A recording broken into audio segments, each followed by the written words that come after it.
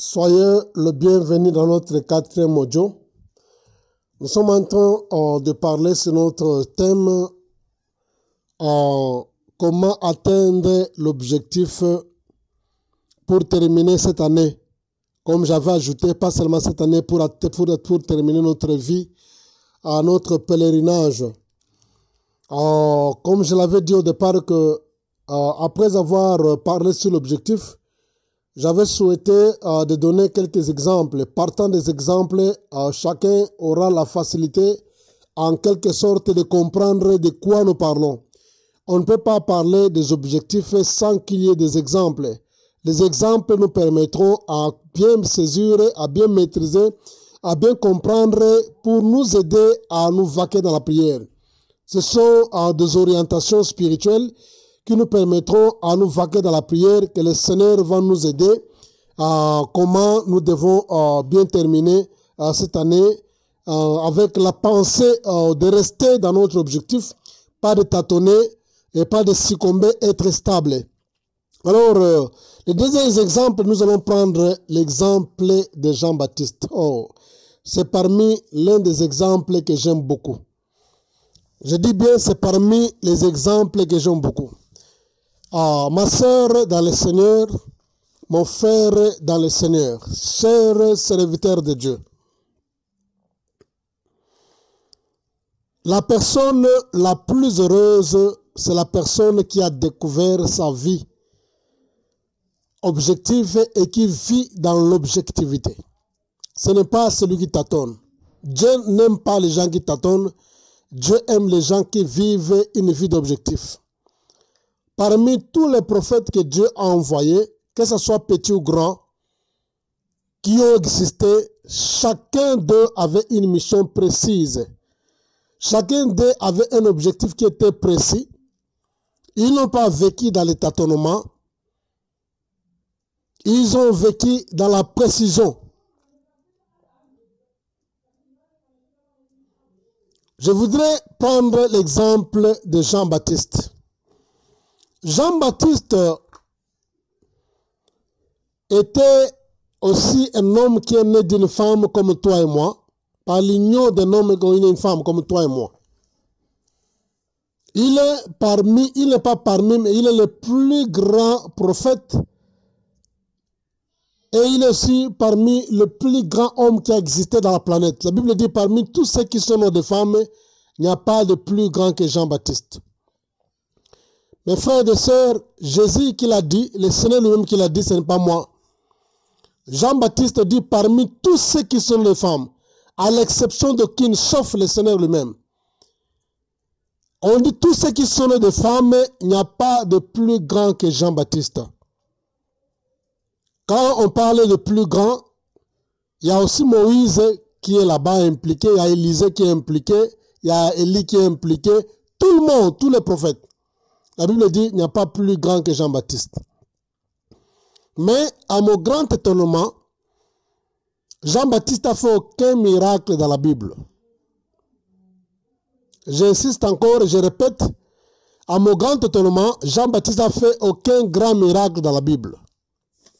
Mais le Seigneur est en train de le désigner parmi les plus grands, parmi ceux qui sont des familles les plus grands. Écoute une chose. Jean-Baptiste aussi, quand il est venu, le Seigneur avait défini, Dieu avait défini sa mission quand il avait envoyé le messager, l'ange messager, Gabriel, dans sa mère. Quand il était dans le ventre, avant qu'il naisse, le Seigneur avait déjà envoyé le message, l'objectif. L'ange avait bien défini, Dieu avait bien défini par le touchement de l'ange, en annonçant à son père, et bien à ses parents, que voilà, ses fils sont le fils qui sera né, son nom sera Jean, voilà ce qu'il va réaliser. Plus nous encore, dans Jean chapitre 1er, le verset 29, plutôt le verset 21, verset 23. Jean chapitre 1er, le verset 21, verset 23. Je vais lire ça, c'est parmi les écritures qui me donnent beaucoup de joie et de plaisir. Et on lui demandait, donc, quoi donc? Es-tu Élie? Il dit, je ne le suis point. Est-il un prophète? Il dit non. Ils lui dirent, alors qui es-tu? Afin que nous donnions une réponse à ceux qui nous ont envoyés. Que dit-il toi-même? Moi, dit-il, je suis la voix de celui qui crie dans le désert, aplanissez les chemins du Seigneur, comme Élie et comme Esaïe l'avait dit, les prophètes. Mes frères et sœurs, c'est parmi des passages qui m'ont touché dans la Bible. Ça me touche beaucoup. Jean-Baptiste avait compris son objectif et il avait bien défini. On avait envoyé une délégation de gens quand il était dans son succès. Les gens étaient dans la confusion, dans le tâtonnement, ils ne savaient pas qui est Jean. Et plusieurs pensaient qu'il est le Christ. Et d'autres pensaient qu'il était Élie, comme bien que la Bible dit, il travaille avec l'esprit d'Élie. Les gens vivaient dans le tâtonnement, tandis que lui-même, il vivait dans la confidence. Vivons dans la confidence, mes frères et sœurs. Ne vivons pas dans le tâtonnement comme le monde. Les gens vivant dans la confusion, dans le tâtonnement, on lui a posé la question. Es-tu Élie? Il a dit non, je ne suis pas Élie. Et je ne suis pas. Est-il un prophète? Il a dit non. Ce qui m'a toujours touché ici dans ce passage, Jean-Baptiste va jusqu'à tel point. On lui pose la question, est-il un prophète? Il dit non. Il va même renier son grand titre d'être un prophète. Quelle humilité! Quelle humilité! Quel genre d'humilité! Il donne plus l'accent sur son objectif en reniant son ministère, son grand titre d'un prophète. Il dit, je suis la voix de celui qui crie dans le désert, aplanissez les chemins du Seigneur. Alléluia. Oh Seigneur, ce passage est très beau, c'est très beau. C'est un passage, quand je lis ça, je sens la consolation, la paix profonde dans mon cœur. Quelqu'un qui va renier son titre, son ministère d'un grand prophète. Pas n'importe qui, mais le plus grand homme qui a existé dans la Bible. Qui existe dans l'histoire de l'homme, il n'y a pas de plus grand que Jean-Baptiste. Même Moïse est inférieur à Jean. Même Élisée, tout le monde est inférieur à Jean. Le Seigneur l'a dit que parmi tous ceux qui sont nés de femmes, il n'y a pas de plus grand que Jean. Écoutez, maintenant, on lui pose la question. Est-il Élie? La Bible dit, il va travailler avec l'esprit d'Élie, mais il dit non. Est-il un prophète? Il dit non. Mais qui est-il? Il définit son objectif.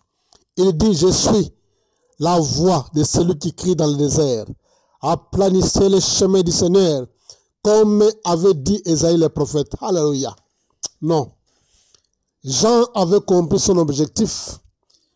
Quand les gens tâtonnaient sur lui, quand les gens l'appelaient Élie, il tâtonnait. Quand les gens l'appelaient le Messie, il tâtonnait. Quand les gens l'appelaient le prophète, mais lui, il savait ce qu'il était. Est-ce que tu es sûr de ce que tu es? Est-ce que tu es sûr de ton objectif? Tu n'es pas en train de copier les gens. Jean n'a pas copié les gens. Il était clair.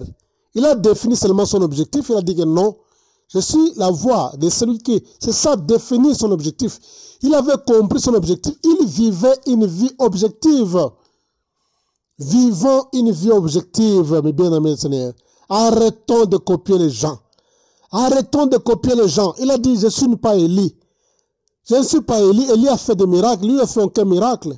Les miracles ne peuvent jamais faire d'une personne, ne peuvent jamais définir la grandeur d'une personne. Élie a fait de plus grands miracles que Jean-Baptiste. Élisée a fait de plus grands miracles que Jean-Baptiste. Il y a des grands prophètes dans la Bible, ils ont fait de plus grands miracles. Ils ont même resté des morts. Les ossements d'Élisée ont fait même rester les morts. Mais la Bible dit, Jean-Baptiste, il est le plus grand que tous ces gens-là. Cet homme-ci n'a pas mené une vie de tâtonnement. Cet homme-ci n'a pas copié ce que les autres faisaient. Il a seulement dit, je suis la voix de celui qui crie dans le désert, aplanissez le Seigneur. Voilà ma mission. C'est pourquoi Jean a vécu seulement 30 à 31 ans. Il était mort. Il avait accompli sa mission. Il n'a pas vu ses grands-fils. Il n'a pas, comment dirais-je, vécu de nombreuses années, comme on dit que non, Oh, oui, mais là, mon abakoko na yo, zama personne mikolo sepela. Non, non, non. Ce n'est pas ça qui compte. Dans le Seigneur, ce n'est pas ça qui compte. Dans le Seigneur, ce qui compte, vivre une vie objective, peu importe les années que le Seigneur peut te donner, 10 ans, 15 ans, 20 ans, 25 ans, 30 ans. L'essentiel, c'est de vivre une vie objective. Est-ce qu'on peut prier avec moi ensemble? Nous allons demander, Seigneur, aide-moi de ne pas copier les gens. Bien-aimé le Seigneur, la plupart des gens, ils copient. Ils voient quelque chose que quelqu'un a fait. Il est en train de copier. Il voit quelqu'un implanter l'église, il va aller copier ça. Il voit quelqu'un commencer à chanter, il veut être comme cette personne. Il a vu quelqu'un qui est un donateur, il veut devenir comme un donateur. Il voit quelqu'un prêche comme un enseignant, il veut être enseignant. Il voit quelqu'un prophétise, il veut être un prophète. Il voit quelqu'un entrer, comment dirais-je, de servir Dieu comme étant un diacre, il veut devenir aussi un diacre. Tu es en train de copier. On a posé à Jean-Baptiste la question, il a dit non, je ne suis pas Élie. Il n'a pas copié Élie, je ne suis pas le prophète, mais il était un prophète. Dans son humilité, il dit je suis. Il définit l'objectif, son objectif, sa raison de vivre. Il a fait parfaitement. Oh Seigneur, aide-moi, Seigneur Jésus. Oh Seigneur de gloire, aide-moi, Seigneur. Oh Jésus, aide-nous, Seigneur, nous demandons ta grâce, ta faveur. Oh Seigneur, que je ne puisse pas copier ce que les autres font, Seigneur. Oh, je ne suis pas comme les autres. Oh, j'ai une mission. Oh, j'ai un objectif qui est différent des autres. Oh, que je ne sois pas comme Élie. Oh, que je ne sois pas comme les prophètes, que je sois comme tel que tu m'as envoyé de faire. Oh, que je ne puisse pas copier les gens, Seigneur. Oh, que je puisse vivre parfaitement, oh, ce que tu as désigné, oh, ce que tu as signé, que je puisse faire, que je réalise cela au nom puissant de Jésus. Aide-moi de ne pas copier les gens, Seigneur. Aide-moi de ne pas être un tricheur. Oh Seigneur, aide-moi de ne pas être celui qui va envier ce que les autres font. Aide-moi, Seigneur, à être focalisé, à être concentré sur mon objectif, à atteindre mon objectif jusqu'au bout, Seigneur, avant ma mort. Et aide-moi, Seigneur de gloire, alléluia. Oh, viens me affranchir, viens me libérer, oh Seigneur. Oh, que les écailles tombent, Seigneur. Oh, que j'arrête de copier. Oh, que j'arrête de regarder à gauche, à droite. Oh, ce que les autres font. Oh, que je respecte, oh Dieu, à la lettre mon objectif. Oh, que j'obéisse. Oh, que j'applique à la lettre mon objectif. Aide-moi, Seigneur de gloire. Oh, Jésus. Oh, il n'y a que toi qui peux m'aider, Seigneur Jésus. Oh, viens me délivrer de cette vie de copier. Oh, délivre-moi de cette vie de tricher. Oh, Seigneur, délivre-moi de cette vie. Oh, Dieu, d'observer ce que les autres font. Oh, délivre-moi, Seigneur. Je ne suis pas comme tout le monde. Oh, je suis comme tel que tu m'as envoyé, éternel Dieu. Oh, descends dans ta gloire, Seigneur Jésus, me visiter. Oh, comme Jean l'avait dit que, oh, je ne suis pas le prophète, je ne suis pas le Messie, je ne suis pas Élie, mais je suis la voix qui crie dans le désert. Aide-moi à bien définir, oh Seigneur, mon objectif. Oh, pas seulement à définir, et aussi à réaliser ça, c'est la parfaitement notre Dieu, en évitant, oh, de copier les choses, oh, qui vont m'amener à la ruine, notre Dieu. Oh, les choses, à copier les choses qui vont m'amener à la distraction, à la destruction, les choses qui vont m'amener au scandale. Oh, Seigneur, oh, copier vous m'amener au scandale. Oh, copier vous m'amener à l'échec, parce que ce n'était pas mon devoir, Seigneur Germain. Aide-moi, Seigneur, oh, Seigneur, d'être focalisé aux choses que tu m'as envoyé de faire. Oh, Seigneur, aide-moi à comprendre mon devoir. Aide-moi à mener une vie objective, Seigneur. Aide-moi, Seigneur, à obéir à mon objet, à obéir à toi, Seigneur, en faisant, oh, ce qui est essentiel, notre Dieu. Oh, pas tout faire, mais faire ce qui est essentiel, au nom puissant de Jésus. Hallelujah.